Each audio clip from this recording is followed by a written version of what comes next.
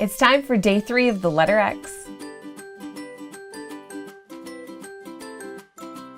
Now, today we're going to be coloring around the guidelines that we drew, especially the ones going through. You don't want to color over any of those because our colors aren't actually going to be meeting up. We're going to leave a thin sliver of white in between. I have 5 colors that I'm going to be using, but of course you can use more or less. You just want to try to avoid having the exact same color beside itself. You always want to test out your colors just to check that those are the ones you definitely want, and then we'll get started.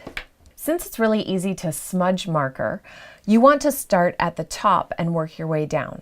Now, you also probably don't want to start with any color that's quite light, because you want the top and the bottom of your circle to be really, really crisp and clean. So choose your darker or more saturated colors for those portions. Carefully color along the edge of your circle and go right down to your guideline. This one you are going to color all the way up to.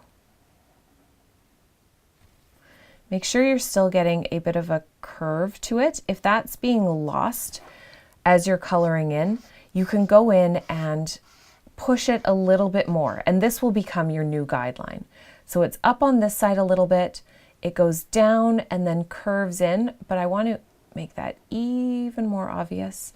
So just adding a little bit more of a swoop can really set this look. With your next color, you are now going to avoid the first area you colored in, and you're going to avoid your letter. You want to draw a line that runs right along your initial guideline, but doesn't touch it. So right below, there's a little portion of white, and then go all the way to the other guidelines that you've drawn. So the guideline down below and the guideline for your X, you can color all the way to those. Now I'm noticing that this line going across the middle was supposed to be a little more wavy than it is.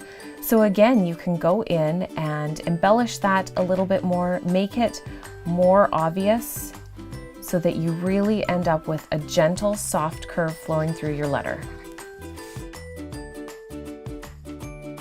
Now with your next color, you're going to do the same thing. First, avoid that initial guideline so you have a little sliver of white in between.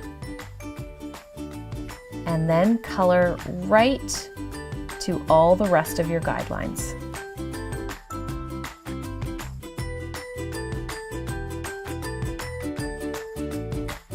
Continue all the way down your circle just like that.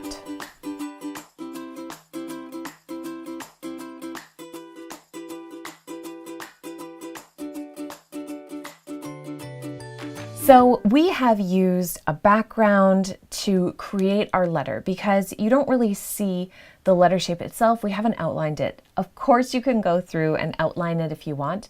Another thing that would be really neat would be to go through and outline the colored in areas themselves. And that's just something that you can do if you have some extra time. Remember, this is also a technique that you can use easily inside a letter if you want the same sort of effect, but you don't have the extra space for the circles.